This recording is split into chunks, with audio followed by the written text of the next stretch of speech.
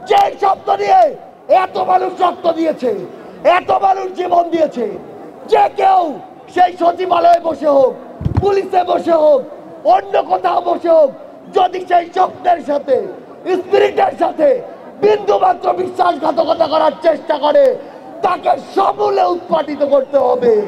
কেন এই ধরনের বডি ল্যাঙ্গুয়েজ আপনাদের মধ্যে আসবে? আপনারা কারা কোন বডি ল্যাঙ্গুয়েজে বক্তব্য দিয়েছেন আমরা লক্ষ্য করেছি। অত্যন্ত দুঃখের বিষয়, মার্চ ফর ইউনিটির নামে আমরা লক্ষ্য করেছি যাদের মুখ থেকে এই বাক্যটি এসেছে তাদের বডি ল্যাঙ্গুয়েজটি আপনারা খেয়াল করবেন, তাদের পোস্টার ব্যানারগুলো আপনারা লক্ষ্য করবেন, তাদের বক্তব্যগুলো আপনারা লক্ষ্য করবেন। কেন, কি কারণে আজকে নতুন করে আবার সেই ইউনিটির পক্ষে আপনাদেরকে মিটিং করতে হয়? যেদিন আমরা জেনেছিলাম এই আন্দোলন সংগ্রামের মধ্যে, এই আন্দোলন সংগ্রামের মাঝে আপনারা সেদিন আমাদের ছাত্রদলকে আহ্বান করেছেন, মাঠে আপনারা জাতীয় যতগুলো রাজনৈতিক দল আছে তাদের কাছে আহ্বান করেছেন মাঠে নেমে আসার জন্য। আমাদের মহাসচিবের সঙ্গে বৈঠক করেছেন, আমাদের ভারপ্রাপ্ত চেয়ারম্যান জনাব তারেক রহমানের সঙ্গে আপনারা স্কাইপিতে মিটিং করেছেন। তাহলে আজকে কেন নতুন করে আবার সেই ইউনিটির প্রশ্ন আসে? অত্যন্ত দুঃখের বিষয়।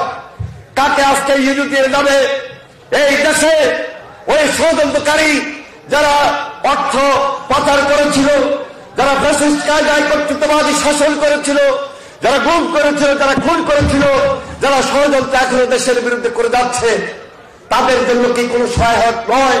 তাই আমি মনে করি আপনাদেরকে রিয়েলাইজ করতে হবে, আপনাদের শুভবুদ্ধির উদয় হওয়া দরকার।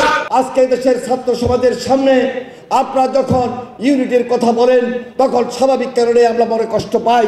কারণ এই ইউনিটির সুযোগ কারা নিচ্ছে, কারা নিতে চায়, কারা আবার নতুন করে ষড়যন্ত্র করে দেশকে অস্থিতিশীল করতে চায়। তাই আমি আপনাদের কাছে উদাত্ত আহ্বান জানাবো, আপনারা নতুনভাবে চিন্তা করুন। আপনাদের মধ্যে শুভবুদ্ধির উদয় হওয়া দরকার।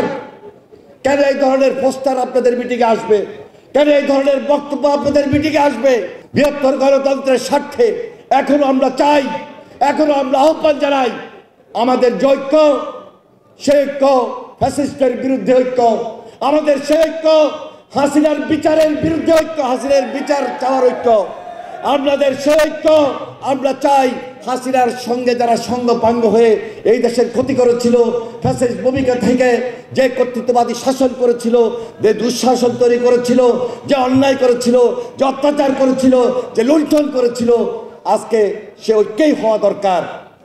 সে ঐক্যের মধ্য দিয়ে অবশ্যই সবার আগে হাসিনার বিচার আমরা চাই। সবার আগে আমরা হাসিনার যে সঙ্গপাঙ্গ তাদের বিচার চাই। তাদের বিচার না করে আজকে বিভিন্নভাবে আজকে ষড়যন্ত্রকারীদেরকে সুযোগ তৈরি করে দেওয়া, আমি মনে করছি এটা আমাদের মধ্যে যে একটি ঐক্য তৈরি হয়েছিল, জাতীয় যে ঐক্যমত তৈরি হয়েছিল, সেই ঐক্যমতের একটা বাধা এবং বিপত্তি হতে পারে। তাই উদাত্ত আহ্বান জানাই, আপনাদের শুভবুদ্ধির হওয়ার মধ্য দিয়ে জাতিকে ঐক্যে নিয়ে আসার জন্য যা যা করণীয় তাই করা উচিত। এবং সেখানে যদি আমাদের সহযোগিতা আরও বেশি প্রয়োজন হয়, আমরা এক পায়ে দাঁড়ানো রয়েছি। সংস্কারও থাকবে, গণতন্ত্রের বীজ শক্তিশালী হওয়ার মধ্য দিয়ে একটি সঠিক নির্বাচন করার মধ্য দিয়ে জনগণের সরকার প্রতিষ্ঠিত হবে। আজকে আমাদের জোরালো দাবি, এখনো আমাদের সকল মামলা প্রত্যাহার হয় নাই। অবিলম্বে আমাদের সকল মামলা প্রত্যাহার করতে হবে। শেখ হাসিনার বিচার করতে হবে, শেখ হাসিনার সাঙ্গপাঙ্গদের বিচার করতে হবে।